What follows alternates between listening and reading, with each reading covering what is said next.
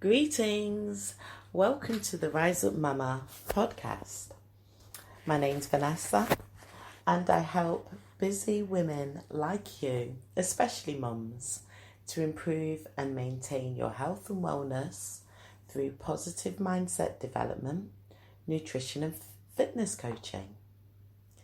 If you're just tuning in, I'm on a challenge set by my online marketing coach. The challenge is I've got to produce an audio recording every day for 1 year. So come on this journey with me. I'm only on day 2, but I made it back. I'm so excited. Thank you for tuning in. So today's audio is about how journaling has helped me to identify joy. Now, I'm actually recording this on the last day of February 2021. But right in the middle of the month, I lost my focus. Now for me, focus stands for follow one course until successful. But what I was finding in February, and I think it happened around about the second week of the month, I was really struggling to wake up early. The ideal time that I like to wake up is about 6 o'clock. I love to get up before my toddler. And one of the best things that I do is I'll come downstairs, I'll put the kettle on, make myself a cup of what I describe as whizzy tea. It's my herbal green tea. And I start journaling. And the journaling helps me to reflect on my goals. It helps me to actually state the gratitude and the joy. I listen to sound waves when I'm journaling, and it's called energy orbiting. And it actually says that it's to awaken superpowers. Now, I managed to do a lot of things, so I reckon that the sound waves are helping. But what I found in the middle of the month is I was really struggling to get momentum on something that I've been doing for a number of years. Another part of my morning routine is I go for a walk. This is fantastic because this is energy in motion. Now, if you look at the word energy and motion, fit them together, what do you get? Emotion. So my emotion wasn't good. My mood was low. And even though I was exercising, it was mainly in the evenings. And this was for a number of reasons. I like to check my daily steps. I'm a part-time lifestyle coach, so I do work as a project manager and managing research, managing events. So I'm basically on the computer a lot. So I like to check my steps.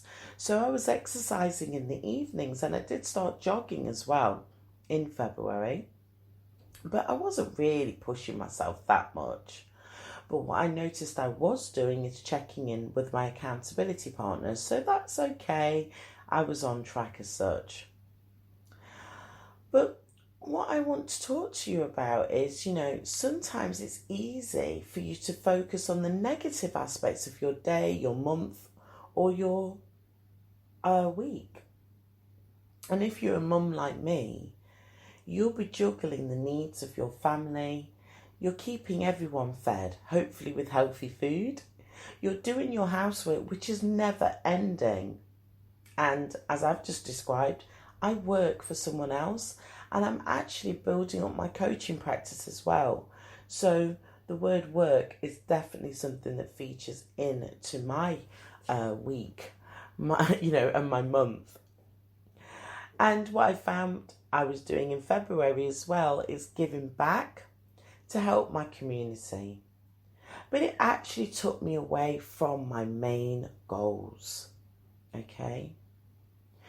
Now, as I said, as a busy mum, sometimes when we look back, I'm recording this at the end of the month, so it is easy to think, oh gosh, I didn't achieve what I wanted to achieve either for the week or the month or even for the day, but we are busy. So it suddenly occurred to me today that actually I might not have been journaling as often as I normally would, but I did journal in February. So I had a look back into my journal, and I actually realised that there were moments of joy. So there were moments that I could be proud of. So I want you to think about that as well. Never mind about when you are listening to this, just think about if you're listening to it at the end of a week, or in the day, or at the end of the month. Just have a think about the experiences that you are proud of. So as I said, I started to check my journal, and I actually realised that there were positive moments in a month that felt really difficult to get through. So here's a few of them. I had some positive changes in my body composition at the start of the month. I'd lost 13 centimetres across my whole body. That was fantastic. I readjusted my cleaning routine to give me, I would say, more of a sense of structure around fitting in the chores around all the other things that I'm trying to do. I participated in a group healing session, which was absolutely fantastic because before the healing session, I was starting to feel stuck, and that session really did help to re-energize me. So I'm so grateful I was able to be a part of that. I started dreaming again in February. I started dreaming about, my future and where I want to relocate to and the type of house that I want to live in. I interviewed a fantastic guest speaker, Victoria. She is an emotion and body healer. And when I interviewed her, I found that because she's so engaging and she's so funny, that just lifted my mood. It was just so wonderful to be on that call with her. And during the call, Victoria introduced me to an industry leader in neuroscience called Joe Dispenza. So even though I'd come across him over the years, I'd never really kind of stopped to take a look at his work.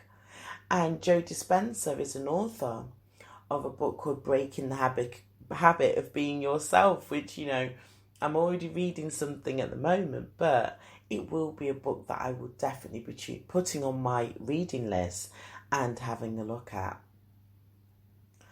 Then, the end of the month, even though again it was quite a struggle to get into the momentum of communication, keeping up to date with my email list about what was happening with my monthly event, by the time the event came, I was like, I'd done a jog that day, so I got myself into the right state. I felt great, and I delivered the session. And during the session, again, through Victoria's input, I learned a lesson about the concerns that I can control. And finally, there's been home improvements that have been done during the month. So, as well as having a new cleaning routine, just looking around my home, which many of us are spending a lot more time in our homes at the moment, it's making me feel like, do you know what? I'm comfortable here, and it might not be the dream house that I'm thinking about for my future, but I can certainly make it a dream house for where I am living in the present. So these are just tiny little things that actually now at the end of the month, I can feel like, do you know what? It hasn't been as bad as I actually thought it was. There was joy. There was moments of appreciation, gratitude. And all of these things make a difference. And all of these things can actually have an impact on how we feel about ourselves. So, I would like you to think about the positive moments for, as I said, your day, your week, your month. If you haven't started journaling, I personally feel that it is a fantastic habit to get into. It gives you an opportunity to really spend some time with yourself. And obviously, as you get into the habit of journaling, you will start journaling at a suitable time in your day that is going to be around your family. As I said at the beginning, I personally find journaling in the morning really suits me. I'm very excited about taking my journaling to another level. This was introduced to me by a guest speaker that I had on my Global Health and Wellness Cafe in January. And what I learned from Angie is that the journal that she's produced can actually help her clients to track moods and much more. So, because I'm aware that my mood was so low, I'm thinking that might be quite a sensible thing to do for the future moving forward. So this was day 2 for me. I'm feeling really proud of myself for getting to day 2 of this audio recording. But as I said, come on this journey with me, because when you tune in, then it helps me to keep going. So thank you so much for listening.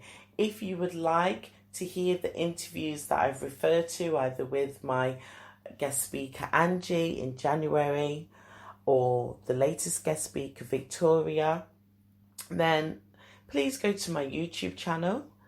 My name on the YouTube channel is Vanessa-Mary, Lifestyle Coach for Mums, and you're going to see the interviews that I've posted there, and also the events where both of these fantastic women have shared their thoughts as a guest speaker, giving a short talk and leaving us with happiness habits.